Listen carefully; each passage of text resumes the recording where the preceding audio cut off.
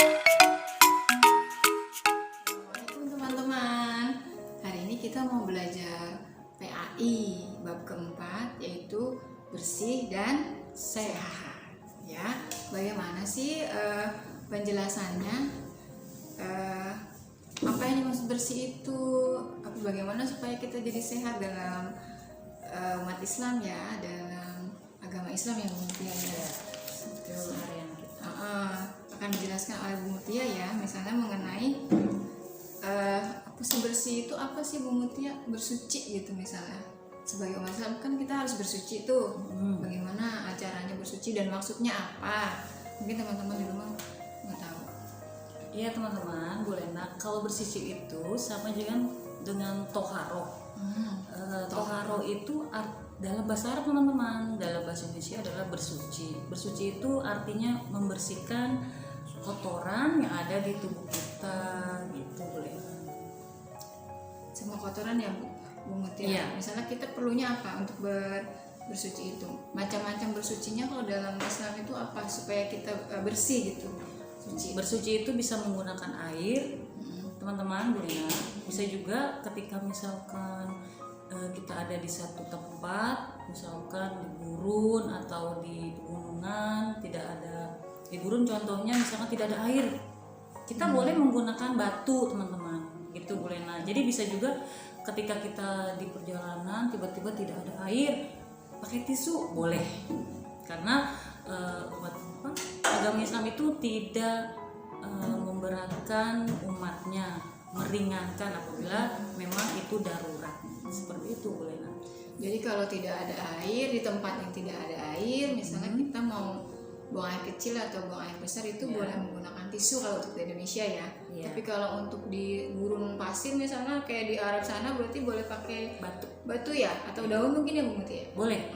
Tapi kalau di Indonesia teman-teman biasanya kan kita alhamdulillah airnya banyak, jadi Allah ya. Lebih baik menggunakan air karena lebih bersih, seperti itu Bu Lena. Kalau macam-macam bersucinya itu maksudnya apa saja Bu Mutia? Ada mandi. Mandi teman-teman pasti tahu, Bu Lena tahu kan? Mandi itu biasanya kita lakukan berapa kali? Dua kali. Dua kali. Biasanya pagi dan sore hari. Pasti teman-teman juga tahu kan, mandi setelah aktivitas, jadi mandi supaya bersih. Kedua ada istinja. Nah, istinja itu teman-teman artinya membersihkan diri kita ketika kita buang air kecil, Bu Lena. Air kecil. Bisa juga buang air besar. Itu dalam Islam namanya istinja ya? Dalam Islam namanya istinja, yaitu membersihkan ketika kita setelah buang air kecil atau buang air besar, seperti itu. Sama seperti tadi, bisa dengan air atau bisa dengan batu atau tisu ya. Iya. Tergantung tempatnya ya. Kalau ada air berarti kita harus pakai air. Iya. Terus kalau ada nggak sih Bu Mutia tata cara mandi dalam Islam itu ada aturannya nggak? pasti ada. Apa Bu Mutia? Kalau kita mandi itu biasanya di mana Bu Lena? Kamar mandi. Ya, pastinya di kamar mandi. Ketika kita masuk ke kamar mandi itu teman-teman, jangan lupa menggunakan kaki kiri terlebih dahulu, dan jangan lupa baca doa juga Bu Lena. Supaya apa teman-teman? Supaya itu ya, apa tidak diganggu oleh setan misalkan, dan kita supaya lebih aman, karena di kamar mandi biasanya apa sih? Tempatnya licin, dingin juga. Dingin, kayak gitu. Kalau teman-teman tahu kan doanya masuk ke kamar mandi? Pasti tahu ya. Pasti tahu. Insya Allah tahu. Bagaimana Bu Mutia doa masuk ke kamar mandi supaya teman-teman juga Oh iya boleh. Tidak usah baca bismillah ya. Langsung Allahumma inni a'udzubika minal khubusi wal khaba'is. Kemudian jangan lupa mandi menggunakan air secukupnya, tidak boleh berlebihan ketika di kamar mandi. Biasanya teman-teman suka main air. Ya, biasanya teman-teman suka main air, jadi suka berlebihan tuh main airnya. Jangan dibuang-buang ya jadinya, maksudnya Kita harus hemat. Ya, tidak boleh boros, karena Allah tidak menyukai anak-anak yang boros, mubazir ya. bazir jadinya Nggak boleh ya. Jadi mandinya misalnya keran airnya sudah penuh gitu, kita biarkan gitu, berarti nggak boleh Bu Mutia ya, dimatikan. Harus dimatikan karena hemat energi juga hemat biaya teman-teman. Terus ada lagi nih, kita kalau mandi juga harus pakai sabun secukupnya, sampo juga secukupnya, sikat gigi, odolnya juga ya secukupnya, tidak boleh banyak-banyak Bu Lena karena mubazir. Dan hemat juga ya, karena kan maksudnya kalau berlebihan juga kulitnya bisa jadi kering Bu Mutia, sama rambutnya jadi rusak kalau berlebihan menggunakan sampo. Iya. Terus juga ketika habis mandi teman-teman biasanya kan badannya basah. Iya. Benar tidak? Iya. Biasanya pakai apa tuh Bu Lena kalau badannya Kalau basah? Bu Lena sih setelah mandi? menggunakan handuk. Betul, pakai handuk teman-teman ya. Ketika pakai handuk sudah dikeringkan badannya, jangan lupa handuknya harus digantung ya, maksudnya diletakkan ke iya, dikembalikan lagi ke tempatnya ya, jangan dilempar-lempar teman-teman ya, supaya rapi dan bersih ya. dan biar kering juga ya, karena Ya, kan betul. kalau digantung itu jadi kering handuknya, jadi lebih sehat lagi kalau untuk dipakai lagi Ya. gitu. Kemudian keluarnya juga harus baca doa juga. Keluar kamar mandinya ya. Iya.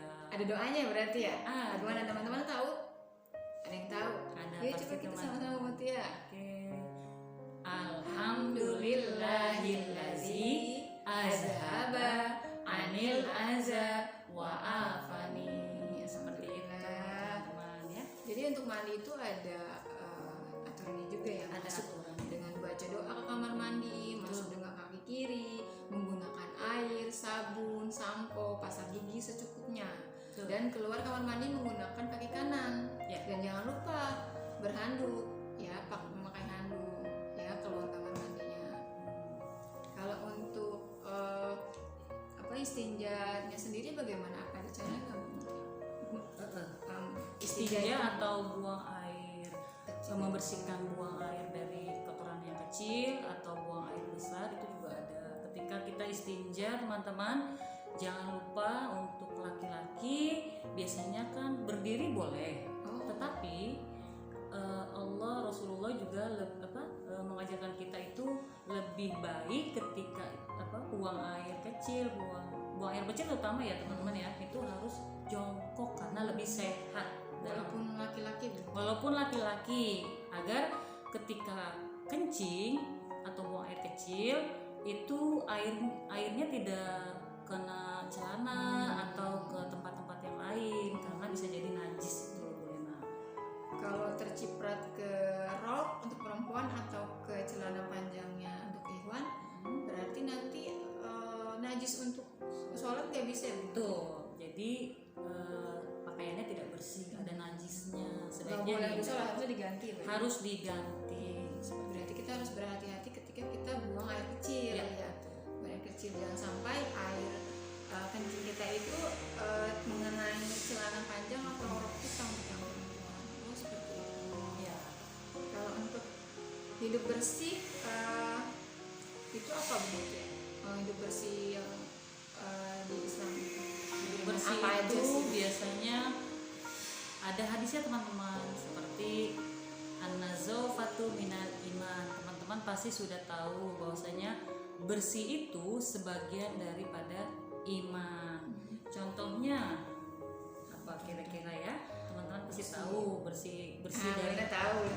Mandi Bu ya. ya, mandi betul. Mandi bunyi kuku. Gunting kuku itu sebagian dari kebersihan. Kalau habis makan cuci piring bisa nggak Mas? Bisa Habis makan cuci piring Iya. jangan bersih ya, membersihkan membersihkan alat-alat makan. tempat untuk kebersihan kita. Ngepel gitu ya? Ngepel. Ada lagi cuci tangan sebelum makan dan sesudah makan, kita harus membiasakan mencuci tangan kita. Kemudian ada lagi kalau yang anak perempuan nih membantu mencuci piring, mencuci baju, itu merupakan satu kebersihan juga. Itu cara hidup bersih yang biasa kita lakukan ya. Anak laki juga boleh dong. Anak laki Membantu, boleh iya. membantu orang tua yang rumah, contohnya misalkan membersihkan halaman, menyapu halaman boleh. Kemudian misalkan ada lagi, misalkan di sekitar rumah kita ada musola atau masjid kotor, nah itu merupakan kita bersihkan sapu atau detail, itu merupakan salah satu contoh menjaga lingkungan supaya bersih. Seperti itu teman-teman. Mungkin kalau untuk laki-laki laki-laki boleh juga cuci piring kan Bu, maksudnya kan kita bertanggung jawab ya untuk setelah makan ya. bukan keharusan perempuan sih Bu ya kan ya, teman-teman cuci piring, cuci pakaian boleh semuanya karena itu perbuatan baik ya. Itu merupakan perbuatan yang baik karena menjaga kebersihan. Orang yang suka menjaga kebersihan, anak-anak yang suka menjaga kebersihan itu berarti dia selalu menjaga keimanannya. Tadi hadisnya apa deh Bu Mutia?